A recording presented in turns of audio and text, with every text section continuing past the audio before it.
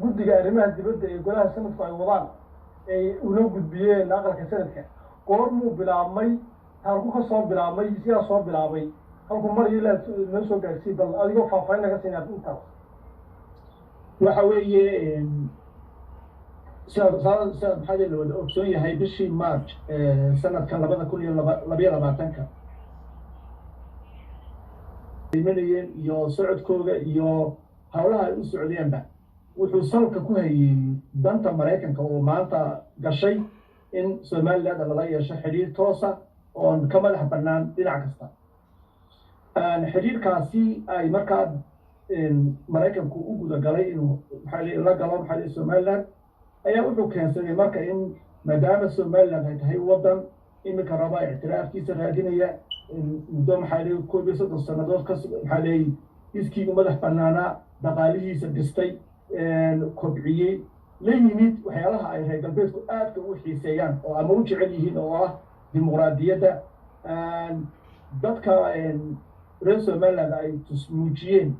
kaalmo kasta oo dibadda oo aan maxalli loo fidin إن يجوا حقبسان كران أي واحد كان إن مراكب كمركا وضنيا سومالنا لما تناول هذا ووضع وحنا لا قبسان كرو ومحلي إماتي كيسة أيو لا يسوسك لين وحمركا هذا بقى سؤال إيمان إنسان ما مراكب كم يا كأنه محمد هنا مكعوي وضع كان مراكب يقولون لي هي هذه شيء قيمها وحده وحياة سياسة مراكب واحد جان قوية أما وضع مثلا قلبك وحياة الله يغني مستيش ريسك sida imika Soomaaliland waxa ururka maxalay akademiyada nabadda oo kale Soomaaliya oo kale Soosof oo kale Nagaad oo kale kuwaas maxay ahayd wadamada reer galbeedka kaalin weyn ka qaata siyaasadda iyo habda socodka maxay siyaasadeed iyo dhaqaale ee dalalka maxay reer galbeedka dibadana urur noocaas oo kale oo siyaasadda jaango iyo qaybta maxay jamhuuriga ayaa qaaday maadaama iyagu markaa hawsha ay maxay fuliyeen sameeyeen ayaa waxaas 17kii bishii March senatarka ka soo baxa Idaho gobolka loo yaqaano Idaho oo loo yaqaano maxay James Risch ayaa wuxuu soo bandhigay in maxay hayday heer laga dhigo heshiiska la yeelanayo Somaliland ee dhaqaalaha nabadgelyada ee ku saleysan in laga dhigo maxay hayday heer hadduu heer noqdana waxay noqonaysaa in maxay markaa laba Somaliland iyo Mareykanku ay si toos ah u socdaan ugu wada sheekaystaan uga wada hadlaan dibadana saas uu ku bilaabay xeerku ninkaas maxay soo dhigay Somaliland Mareykanku dawlad buu kale Somaliland oo galay xeer uu sameeyay iyo wagaraysa wufuuda u soo diyaarto maaluhu waxa joogay Somaliland ninka u sareeya ciidamada Mareykanka Afrika u sareeya haddaba fursadda inta laga Somaliland iyadana hore u soo marin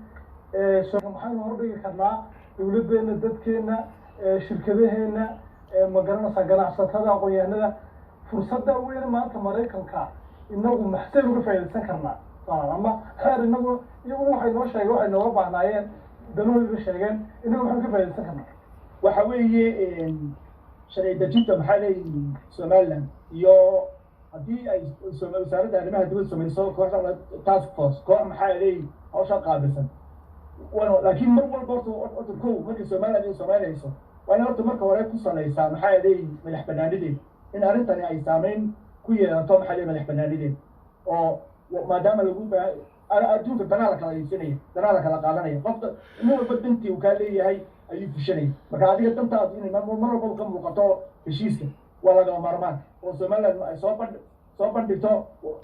jiritaan ahaan way u cadaysay oo way jirtaa wadan jira madax bannaan كنتاس كوبي ستة سنة محلي جري إسكيو بحبنا وعدي في جلتنا لكن واحد وي قرالهان الشيء سهام بكرة بريسان يا إنه موجيو واحد وي فتاسوات كو سفير كمان كو فديا محلي سوماليا السوماليا نمتل وحمتنا سوماليا وفديا سو فقالوا يلفتوا وين حياة فربنا أي جابوا كو قدم كلامات محلي وباهان سوماليا iyagoo dawlad ahaan mucaarib iyo jaaliyad jibad ahaan isku duuban saddex ayagoo isku duuban waxa u bannaan in maxaaday ay la yimaadaan maxaaday xeerkan si uga faa'iideysan lahaayeen iyadoo ay hogaaminayso dawladdu ama walba inay dawladdu hogaamisaa oo xeerkan sida uga faa'iidaysanayso la qabanay waxa ay ka rabaan waxyaalaha imika ay ka samaysan karaan waxaa ka mid a kow inay ka helaan maxay in dhalinyarada maanta Somaliland oo aad u badan in loogu heli karo maxay scholarship xagga waxbarashada xagga caafimaadka wax kasta la leeyahay in la heli karo dhisitaanka agabka maxay bulshada u danta ah waxbarashada iyo caafimaadka labada in la dhisi karo oo way sameeyaan inta in meesha ay ku jirto la iman karo waxa kaloo iman kara Somaliland waxa la yaab kale ay ku tahay wax ganacsatadeedu aad bay maxay u aragti dheer yihiin waa dadka wax la qaysan kara waa ganacsato maxay runtii in ganacsataas ay hesho fursad maalgelin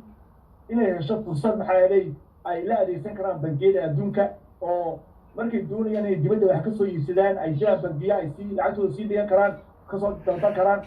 inay heli karaan amaahyo suurto gelisa maxay inay ganacsiga ay wadaan maxay sii ballaariyaan waa dhinaca ganacsiga